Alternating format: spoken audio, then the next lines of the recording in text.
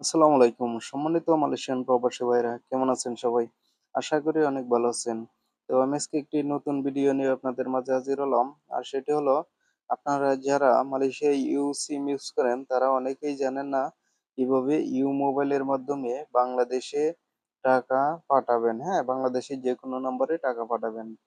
তো আশা করি আজকের ভিডিওটি যদি আপনি ফুল দেখেন তাহলে খুব সহজেই আপনি আপনার প্রিয়জনের নাম্বারে অথবা আপনার ফ্যামিলির নাম্বারে খুব সহজেই কিন্তু আপনি টাকা পাঠাতে পারবেন, হ্যাঁ?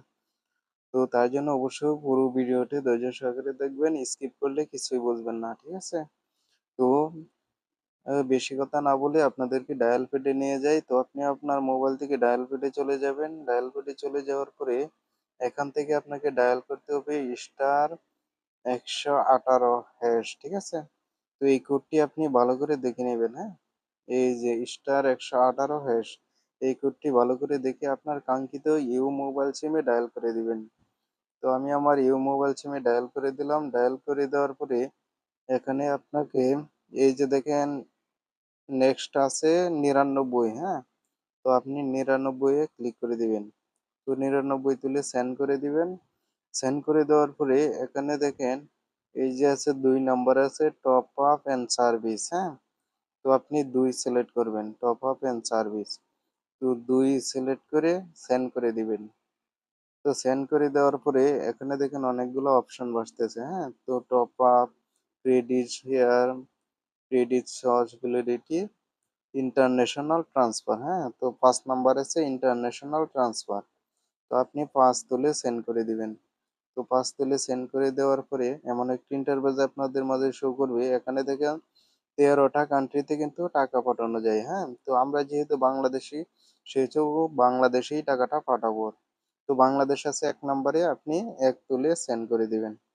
তো সেন্ড করে দিলাম। তারপরে এমন একটি ইন্টারফেস আপনাদের মাঝে শো করবে। এখানে please enter your receiving number, হ্যাঁ? তো আপনি বাংলাদেশী যেহেতু বাংলাদেশের কোড নাম্বার হচ্ছে ৮৮। তারপরে আপনি আপনার কাঙ্ক্ষিত নম্বরটি তুলে দিবেন, হ্যাঁ?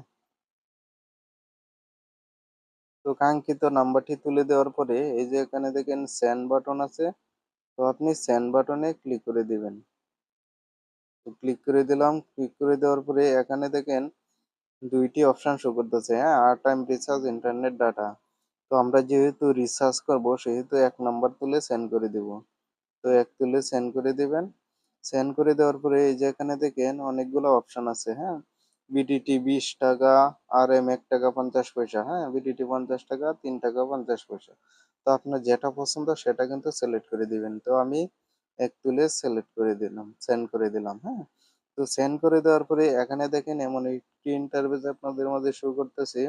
তো ইউ আর সেন্ডিং বিডিটি ২০ এত number mobile credit will be deducted by RM ৳১.৫০, হ্যাঁ?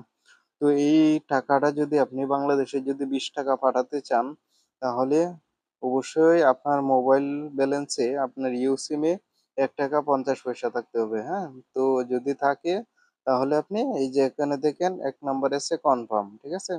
তো আপনি কনফার্ম করে দিবেন। কনফার্ম করে দেওয়ার পরে এই যে এখানে দেখেন এখানে সেন্ড বাটন আছে, হ্যাঁ? তো আপনি সেন্ড করে দিলেই কিন্তু টাকাটা চলে যাবে, ঠিক আছে? তো আমি এখন পাঠাতে চাচ্ছি না এখনো। এই কারণে আমি সেন্ড করতে পারলাম না, হ্যাঁ? সেন্ড করব না, ঠিক আছে? তো আপনারা অবশ্যই সেন্ড করে নিবেন। সেন্ড করে নিলে আপনার টাকাটি কিন্তু আপনার কাঙ্ক্ষিত গ্রাহকের কাঙ্ক্ষিত মানে ফ্যামিলিতে টাকাটি চলে যাবে। যার নাম্বারে টাকা পাঠাইবেন তার কাছে চলে যাবে, ঠিক আছে? তো আশা করি বুঝতে পেরেছেন। তো এই ছিল আজকের ভিডিও। যদি ভিডিওটি ভালো লাগে অবশ্যই আমার চ্যানেলটি সাবস্ক্রাইব করবেন এবং পাশে থাকা বেল আইকনটি অন করে দিবেন। যাতে পরবর্তী ভিডিও ছাড়ার সাথে সাথেই আপনার মোবাইল স্ক্রিনে নোটিফিকেশন চলে যায়। তো সকলেই ভালো থাকেন, সুস্থ থাকেন এই কামনায় বিদায় নিলাম। আল্লাহ হাফেজ।